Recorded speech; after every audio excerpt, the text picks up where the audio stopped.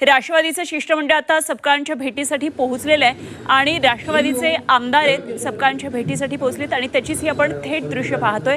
बारामती पोटनिवडणुकीबाबत ही भेट आहे। काँग्रेसनं बारामतीमध्ये आपला पोटनिवडणुकीसाठी केलेला उमेदवारी अर्ज मागे घ्यावा अशा प्रकारची विनंती करण्यासाठी आता थेट हे शिष्टमंडळ हर्षवर्धन सपकाळ यांच्या भेटीसाठी केलेलं आहे। त्यामुळे आता उमेदवारी अर्ज मागे घेण्याची विनंती केली जात जरी असली तरी हायकमांडकडे हा निर्णय घेण्यात येणार आहे। त्यामुळे काय पद्धतीने हा निर्णय येतो आहे याकडे संपूर्ण महाराष्ट्राचं लक्ष लागलेलं आहे। आपण पाहतोय राष्ट्रवादीच्या या शिष्टमंडळामध्ये महत्त्वाचे नेते राष्ट्रवादीचे सहभागी झालेत। सना मलिक सुद्धा यामध्ये दिसतात। तर उमेदवारी अर्ज मागे घेण्याची विनंती हर्षवर्धन सपकाळ यांच्याकडे केली जाणार आहे।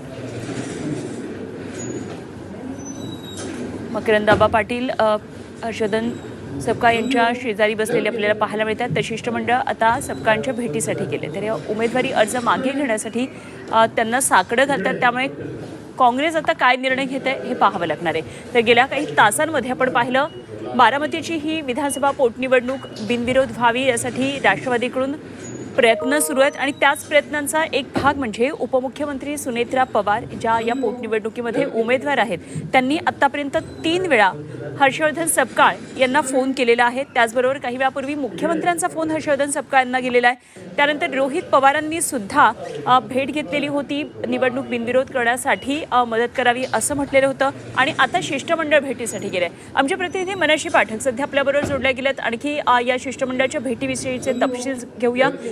मनशी, मोठे शिष्टमंडळ आता भेटीला गेलेलं आहे, मकरंदाबा पाटील सुद्धा दिसतात। कोण कोण एकतर या शिष्टमंडळामध्ये सहभागी झालेले आहेत आणि चर्चा आता सुरू झाली आहे का? मंत्री मकरंद पाटील असतील, आमदार सना मलिक, समाधान आवताडे यासोबतच संजय खोडके हे या शिष्टमंडळात आहेत। मात्र राष्ट्रवादी काँग्रेस पक्षातला कोणताही वरिष्ठ नेता म्हणजे सुनील तटकरेंसारखे विशेषतः नेते या शिष्टमंडळात आपल्याला बघायला मिळत नाहीयेत। राष्ट्रवादी काँग्रेस नेत्यांचं शिष्टमंडळ काँग्रेस प्रदेशाध्यक्ष हर्षवर्धन सपकाळ यांना भेटायला आलेलं आहे आणि आता ती वेळ आहे जेव्हा उमेदवारी अर्ज घेण्याकरता केवळ काही तास शिल्लक राहिलेले आहेत।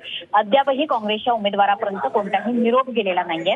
त्याच्यामुळे निश्चितपणे थोडीशी संभ्रमाची अवस्था आहे। काही वेळातच या दोन्ही म्हणजे राष्ट्रवादीचं हे शिष्टमंडळ आणि काँग्रेसचे प्रदेशाध्यक्ष हर्षवर्धन सपकाळ या दोघांचीही संयुक्त पत्रकार परिषद होईल आणि या पत्रकार परिषदेमध्ये काँग्रेसचा उमेदवारी मागे घेण्याबाबतचा निर्णय हा अधिकृतरित्या जाहीर केला जाईल। मात्र त्यापूर्वी आपण बघतोय की स्वतः उपमुख्यमंत्री सुनेत्रा पवार यांचा 3 वेळा फोन यापूर्वी हर्षवर्धन सपकाळांना झालेला होता, ज्या स्वतः निवडणुकीच्या रिंगणात उतरलेले आहेत आणि त्यांच्या व्यतिरिक्त आता राष्ट्रवादीकडून शिष्टाई करण्यासाठी किंवा मध्यस्थी करण्यासाठी आणि एक प्रकारे उमेदवारी मागे घ्यावी अशी विनंती करण्यासाठी म्हणून हे शिष्टमंडळ आपल्याला येताना दिसतंय, ज्यामध्ये सना मलिक, समाधान आवताडे, संजय खोडके आणि मकरंद पाटील आहेत। मात्र या व्यतिरिक्त जे राष्ट्रीय पातळीवरचे त्यांचे नेते आहेत ते मात्र या शिष्टमंडळात आपल्याला कुठेही दिसत नाही किंवा त्यांचा फोनही काँग्रेसच्या प्रदेशाध्यक्षांना अद्यापपर्यंत आलेला नाही असं त्यांचं म्हणणं आहे।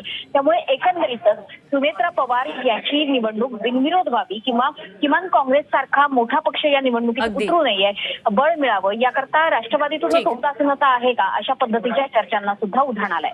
ठीक, मनशी जरूर लक्ष ठेवून रहा।